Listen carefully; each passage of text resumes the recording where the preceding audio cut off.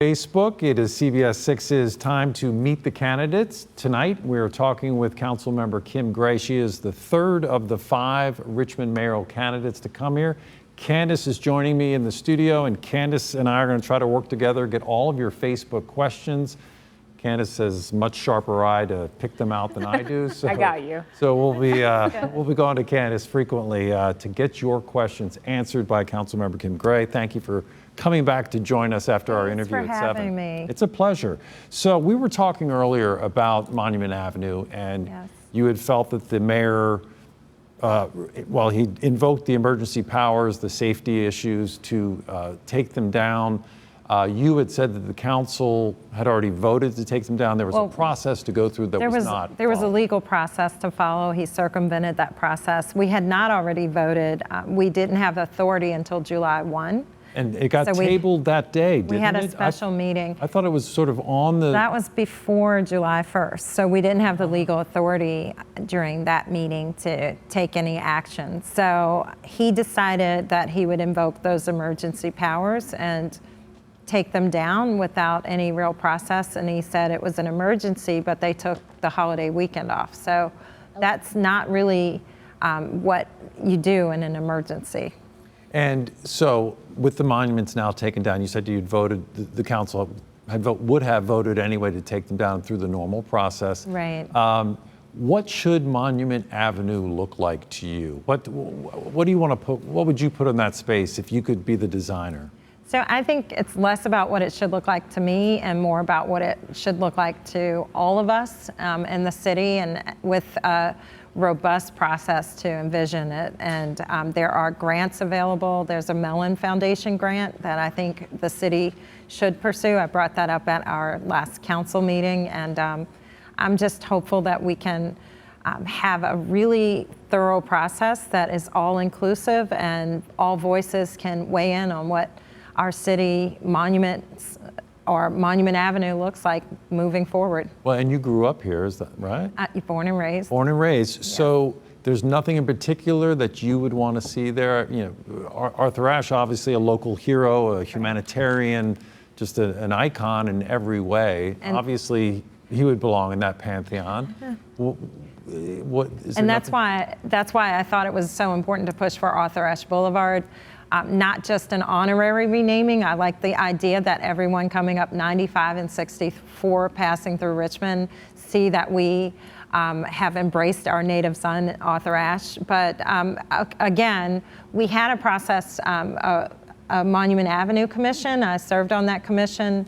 Right. There was a recommendation to build a monument to the Forgotten 14 Medal of Honor winners who fought valiantly in the Civil War. They were U.S. colored troops who really changed the direction of the war and turned it around. So I think that's a story as a Richmonder I never knew. I think it's a story that our young African American students should learn, and I think that obviously, since I put the legislation forward and it was passed unanimously, that's a monument I'd like to see somewhere in our city. And before we're going to take a Facebook question, just one moment. I wanted to ask one last quick question of my own, since I've got the microphone. Yeah. Development. You obviously were opposed to the Navy Hill project. What about developing areas of the city where there might be derelict buildings or communities that need some kind of a boost, to say nothing of the public housing conundrum, which is obviously involves multi-agencies, federal, et cetera, you know, a long-term problem or solution there. What's the ideal kind of development for you? Obviously, this was a big sprawling one that had sort of groups that suddenly appeared that you know, wasn't sort of the normal vetting process. Right, and so I wasn't necessarily opposed to the totality of the project. I was opposed to the backroom deal that went on for 2.5 years.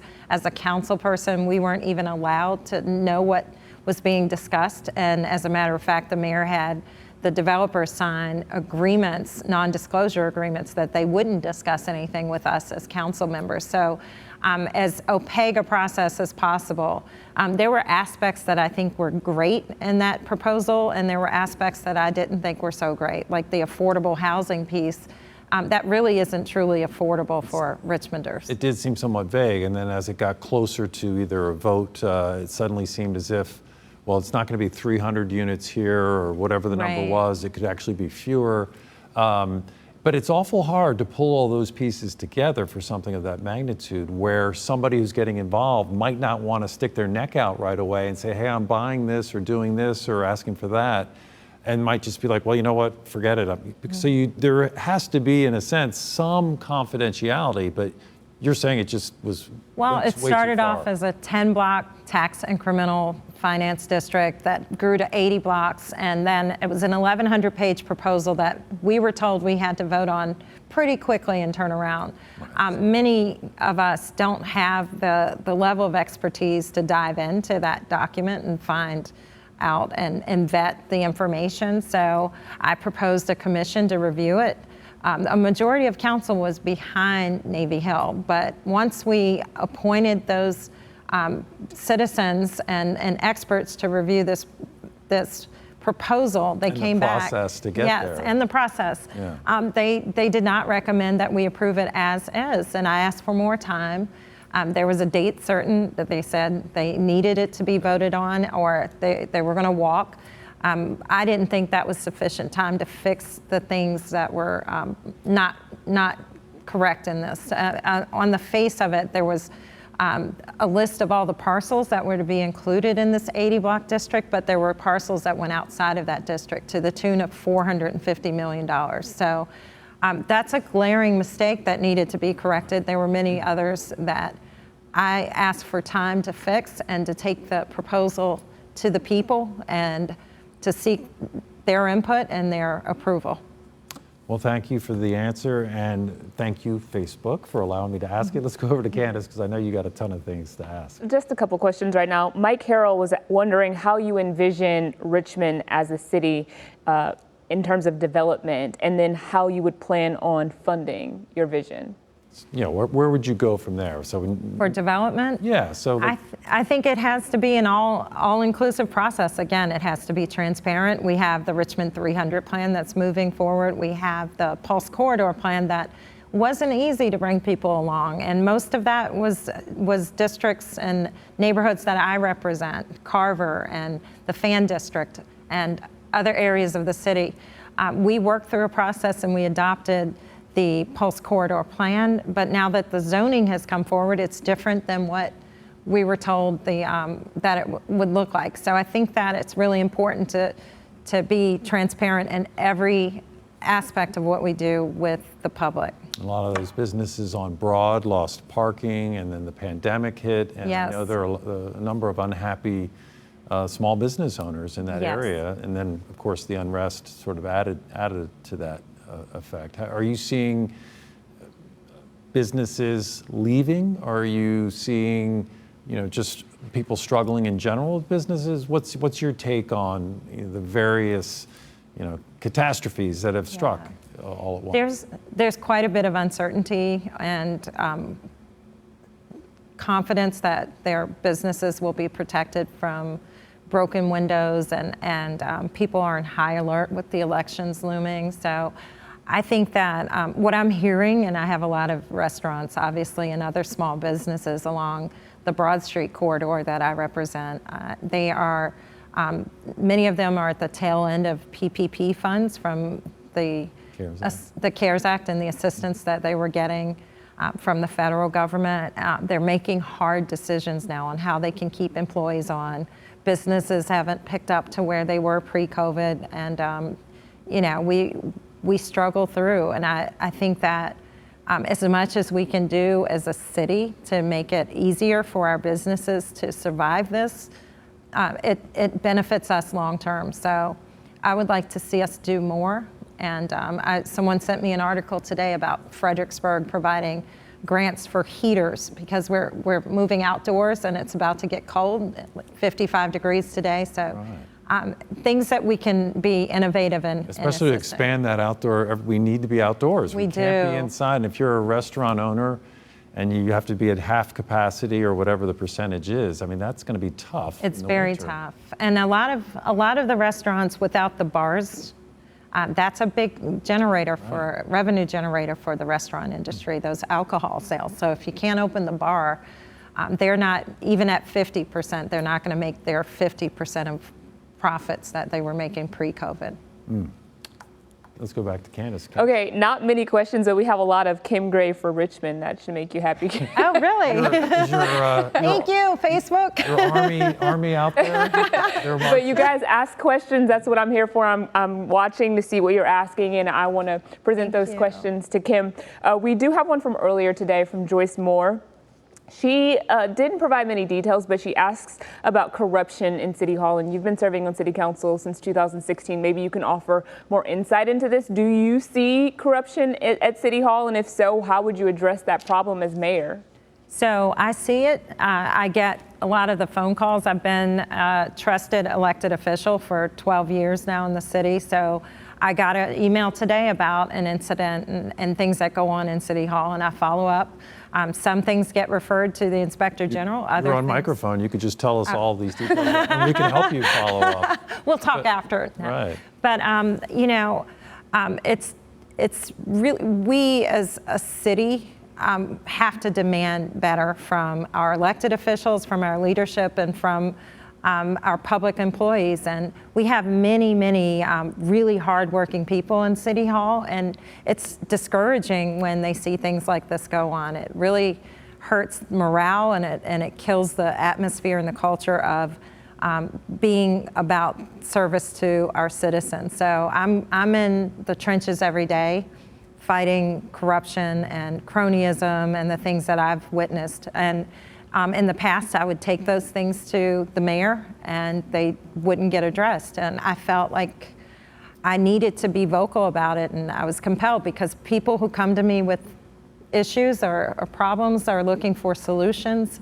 And when they don't see the results, they start to lose their faith and trust in me. So I have to push forward. The former auditor seemed to do a very good job of investigating and Yes. bringing out a lot of that, I guess you could call it corruption, or at least mistakes that were being made. Yes.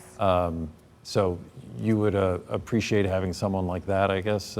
Umesh Dalal did a great job. I worked with him on the school board, and I worked with him for the time that he was here when I was served. Since I've been on City Council, I've been on the audit committee the entire time I've served on council, and I was the liaison to the audit committee on school board. So quite a bit of information that flows through those committee meetings. So if you want to know what's going on in City Hall, check out that auditor's website. We still have a great auditor, Lou Lassiter, and he's not as out front and vocal with the audits, but they are posted publicly on that auditor's page, and there's a lot of meat there. Yeah, we seem to hear a lot from Umesh back in the day. So, Yeah, Umesh was... Mr. Lassiter, we want to hear from you. Umesh was out there, you know. He was very vocal about the things he was seeing. And I think sometimes you have to be, because if you're not, it just continues on. I've seen things go on that the consequences I didn't think were sufficient enough to meet the actions of the employees or the individuals. All right. Candace, anything else jumping off? I have a question. You have insight that the other candidates that we interviewed don't have because of the position you hold in the city right now. What do you think about the city's response to COVID-19, and would you have done anything differently if you had been in the position of mayor? So I'm very biased with respect to our schools, and as a RPS parent, I was doing the math. I've been an RPS parent for 25 consistent years now. But I have two younger children who are in school right now, and I worked early to get their access to their Chromebooks, and we have adequate internet. It's gone down quite a bit with everybody in the household online, but we have so many children who don't have parents who can drive to the locations to pick up the technology. We've had many failures with Chromebooks and tablets. I would love to see cases. I mean, just the basic, simple things. As a mom, I would never hand a 5-year-old a tablet without a case on it. And we're handing out thousands of computers and tablets that don't have cases, the cracked screens I'm seeing everywhere. I'm working with families throughout the city and trying to make sure they stay connected. I'm knocking at doors when they don't show up for school. I'm staying in contact with their educators and following up. So I do think we could do a better job. So is that a city administration thing, or does it fall on the superintendent's? It's the superintendent. Administration there. But as the mayor and having funded the schools at the historic levels, yeah. I think there's a level of accountability that should be demanded of the school administration. And our children are the greatest asset that we have, and if we're not getting them adequate education and information to be prosperous, then we're failing at every level. Do you think since the impact of COVID-19, at least the symptoms and the severity of the disease is significantly less for children, up to 10 years old, 12 years old, that they should be back in person? Or again, is it that it's a tough one because then you have to have the teachers, and the teachers have different levels of needs in terms of protection? Yeah, I think that's a tough question. For me, it's about making sure every individual child's needs are met. There are many children who require more than just a Chromebook in front of them to learn. We have children who come to school for physical therapy, speech therapy, other needs that are not being met. So I think that we need to assess every child, and there are several children that I've worked to get into other programs throughout the city so that they can be supported in their learning environments and that they have adequate broadband access. There's a question I wanted to ask about, I guess it's related to development, which we talked about before. But when you run or cycle on the Capitol Trail, which ends near Shiplock under the elevated rail line there, yes. It's a pretty spectacular part of the Richmond waterfront. Mm-hmm. And Rockets Landing has a couple of places, but you have these vast stretches, and I know the Stone Brewing was a huge deal there, where they were going to put that restaurant at Intermediate Terminal. Yes. 3 or 5, I forget. I ride by it every day, I should know. But because of the outdated, antiquated, and probably dangerous non-code conforming standards in that building, Stone, obviously Mr. Koch walked away from that restaurant and that patio. That would have been a spectacular addition. That's a long way to ask the question of why are there not like 25 different restaurants and shops and things along that stretch? That's a good question. There is a riverfront development plan. There have been movements. I feel like we hear about it every 2 or 3. Oh yeah, it's been updated, the development plan. It has been updated. It's a spectacular plan if you've seen it on paper. I'd love to see it in action. Yeah. If you go down to the river at any hour, I was down there late one night and it was hopping. I mean, this is post-COVID. I was really excited to see the activity and the number of people out after dark at the riverfront. I think that with those developments, we would see a really vibrant area and community down there. And we do have bus service that goes to the area now. So I think there's awesome opportunities that await. There was an easement put on one of the properties so that tall developments won't happen, high developments. That could get problematic. Yeah, because blocking everything up the hill there. The view is so beautiful. And I had the opportunity, and I've had so many wonderful opportunities as a council person, but I got to travel to Richmond upon Thames last year, and in the summer. And you're able to translate fine, speak the language? Not quite, but yes, and the view there that Richmond was named for, I think it's important to protect that and make sure that tourism and the connectedness to our histories. All right, so it's almost November of 2020. Kim Gray becomes mayor. When might we see part of this spectacular, still on paper design on the riverfront come to fruition? So I think sooner rather than later. We've got to take the lead out of City Hall. I've spent half my day tracking down permits that are delayed. So many complaints about that. Yeah, I get those all day. Yeah, friends and builders who have just said it's just insane how long it takes to get a permit. I won't spill the beans, but I have a popular restaurant owner who's opening another restaurant, and in the brink of the worst times for restaurants. He's trying to open up, but permits are delaying that. So I think we've got to get into action and make things a lot easier for developers and homeowners and business owners to get things moving and working, because that's going to grow our tax base, and that's going to afford us the ability to pay for all of the things that we need. All right. Okay. Yes, I do have some questions. Cecilia Wynn Bradby wants to know what can be done to help the homeless people in Richmond, and maybe you can address public housing too when you answer that question. Sure.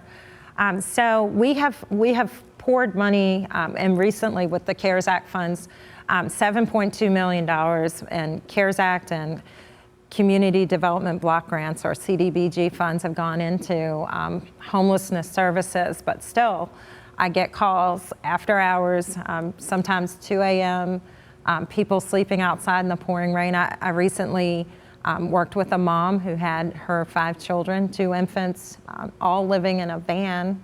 She had never been in those circumstances before and needed some help.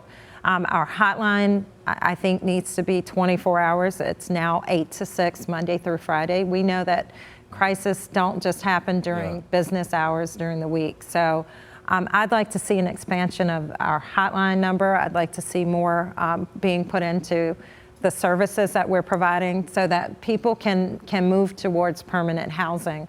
I think also in our public housing, again, many of the calls I've gotten have been sewer backups and leaks from old radiators. We've got aging housing in our public housing stock, and I think the way that we get there is through public-private partnerships. I'm only going to support developments that have one-to-one replacement, that assure that people in public housing are not just pushed out into the streets. Yes. But I don't think that the housing that people are in right now in many cases is adequate, and I think that it's sad.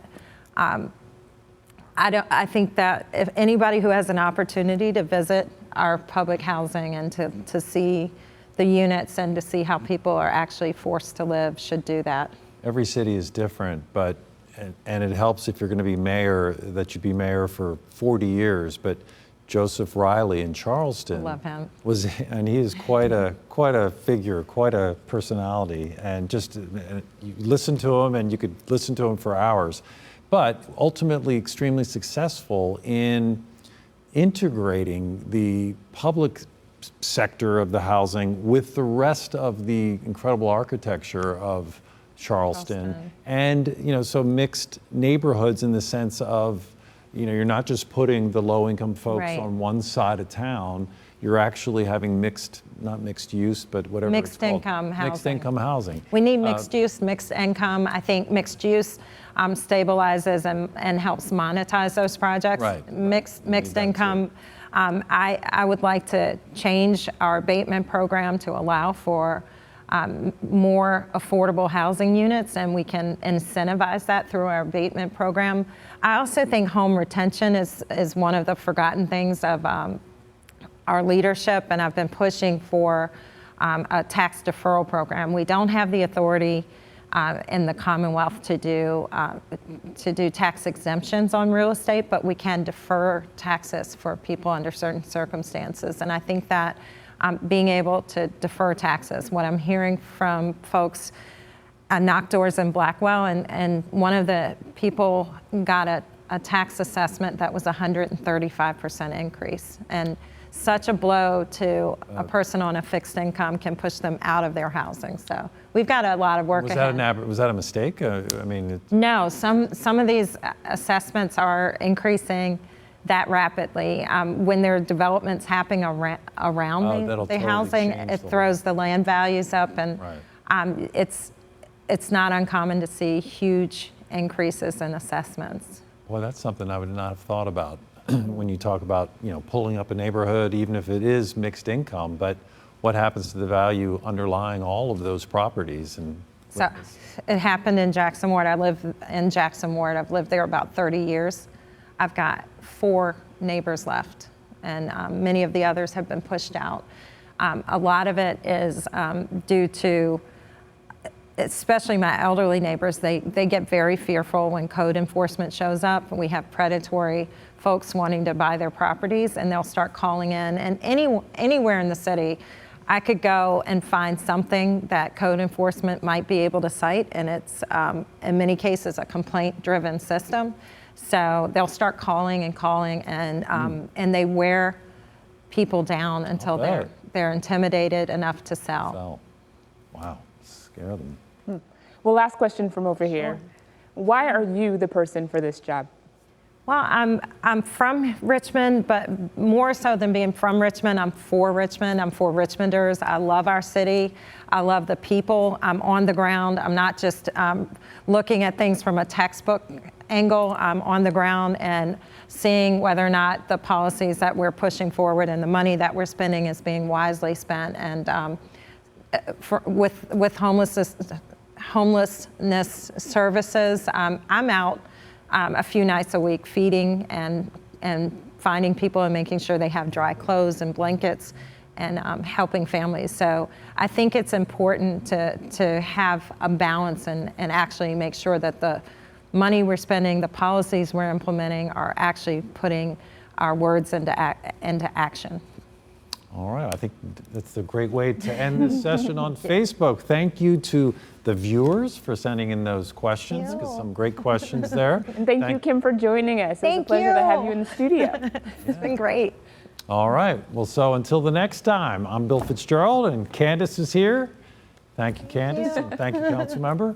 And you've met the candidates, so we got 2 more to go. Stay with us.